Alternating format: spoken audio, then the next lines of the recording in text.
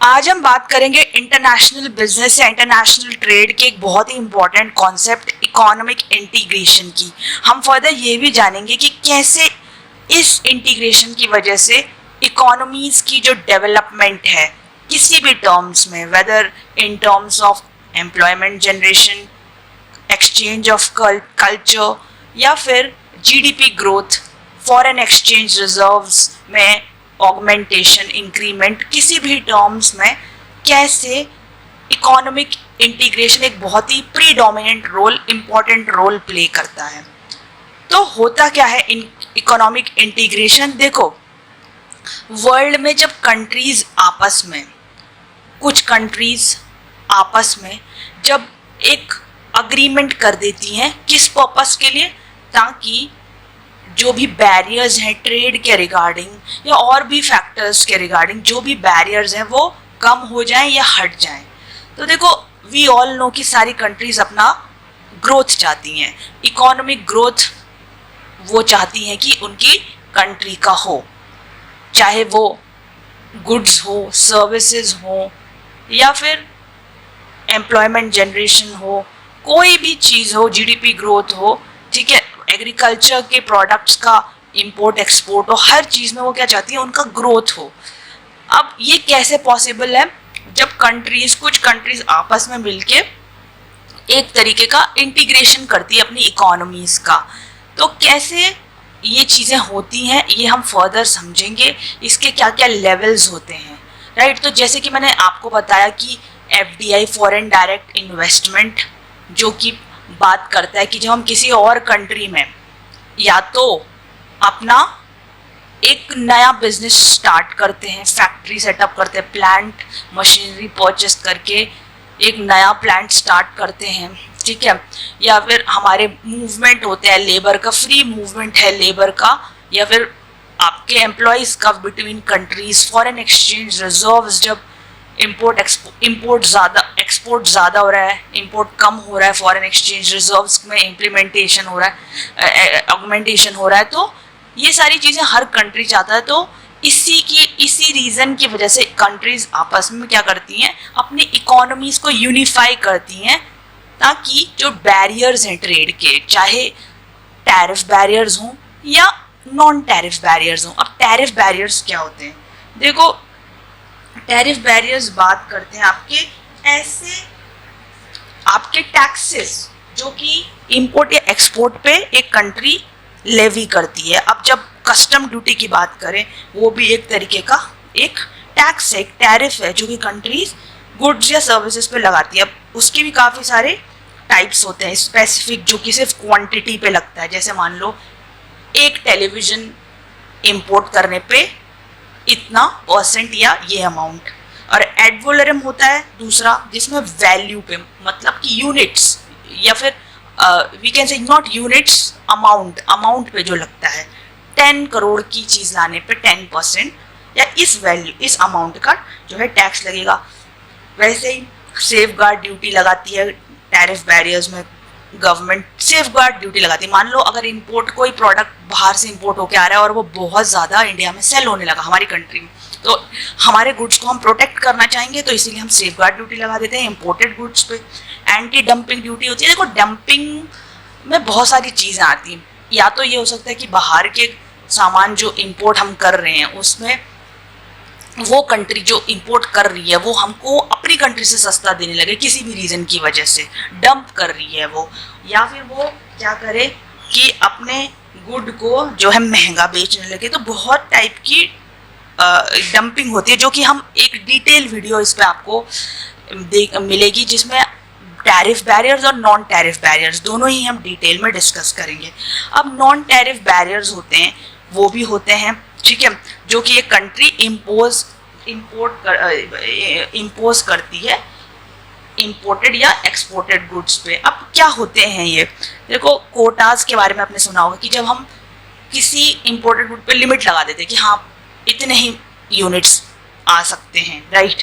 या फिर voluntary export restaurant की बात करें, जब इंपोर्टिंग वाली कंट्री कह देती है एक्सपोर्टिंग कंट्री को कि आप हमारे देश में इतना ही एक्सपोर्ट करो, इससे ज़्यादा मत करो। सब्सिडीज दे देती जब गवर्नमेंट किसी कंट्री की किसी को ताकि हमारे जो गुड्स हैं वो एक रीजनेबल प्राइस पे सेल हो सके। तो बहुत सारे चीज़ें हैं। एक्चुअली इकोनॉमिक इंटीग्रेशन का सिंपल सा यही मतलब है कि जब देश आपस में, जब कंट्रीज यूनिफाई हो जाती हैं, ठीक है, वो ग्रुप बना लेती हैं ताकि एक दूसरे को कम रेट्स पे टैरिफ्स जो कहते हैं हम जिसे, वो आपस में गुड्स एंड सर्विसेज जो हैं आपस में कम रेट्स पे एक्सचेंज हो, या फिर कोई बैरियर ही ना हो। देर आर नो टैरिफ्स, या तो टैरिफ्स हो ही ना, फिर नॉन टैरिफ बैरियर्स भी ना हो। तो ये लेवल्स में डिवाइड है, लेवल्स पे डिपेंड करता है, ठीक है, कि उसमें कितना फ्री ट्रेड होगा। अब सबसे पहला लेवल है, टाइप है प्रेफरेंशियल ट्रेड अग्रीमेंट। ये देखो सबसे एक तरीके का स्टार्टिंग मोस्ट लेवल है, जिसमें क्या होता है कि कंट्रीज आपस में ट्रेड पैक्ट साइन करती हैं। अब इसमें क्या मेंशन होता है कि हम अपने जो टैरिफ बैरियर्स हैं, जैसे मैंने आपको अभी कस्टम ड्यूटी के बारे में बताया, सेफगार्ड ड्यूटी के बारे में बताया, डंपिंग के बारे में बताया, राइट, ये सारी चीज़ें वो क्या करती हैं, कम कर देती है, एबॉलिश, एकदम से ख़त्म नहीं करती हैं, पर उस चीज़ को कम कर देती हैं। तो ये जनरली किन कंट्रीज़ में होता है, जो कि डेवलप्ड और डेवलपिंग कंट्रीज़ हैं। देखो डेवलपिंग कंट्रीज ज़्यादा डिजर्व करती हैं टैरिफ बैरियर्स का कम होना डेवलप्ड कंट्रीज से ज़्यादा। तो डेवलप्ड कंट्रीज़ में हमारा सामान, लेट से हम डेवलपिंग कंट्री ऑब्वियसली, तो हमारा सामान जो डेवलप्ड कंट्रीज़ में जाएगा वो थोड़ा सा कम रेट पे जाएगा, राइट। पर ऐसा नहीं है कि उनका सामान भी हमारे देश में कम रेट पे आएगा, उस पर कुछ नहीं, लेकिन यहाँ पे डेवलपिंग कंट्रीज का सामान जो है डेवलप्ड कंट्रीज से कम टैरिफ रेट पे इम्पोर्ट होगा, राइट। अब इसका एग्जाम्पल है मर्कोसर और इंडिया। तो मर्कोसर एक ग्रुप है डेवलप्ड कंट्रीज का, और इंडिया एक अकेली कंट्री जिनके बीच में प्रेफरेंशियल ट्रेड अग्रीमेंट है, जहाँ पे ये लोग आपस में कम रेट पे सामान इंपोर्ट एक्सपोर्ट करते हैं, राइट। और दोनों ही डेवलप्ड और डेवलपिंग कंट्रीज हैं। फ्री ट्रेड अग्रीमेंट की जब हम बात करते हैं तो यहाँ पे क्या होता है कि कंप्लीट रिमूवल है टैरिफ्स का, सिर्फ टैरिफ्स का, जहाँ पे कंप्लीट रिमूवल है, मतलब बिल्कुल टैरिफ नहीं लगेगा।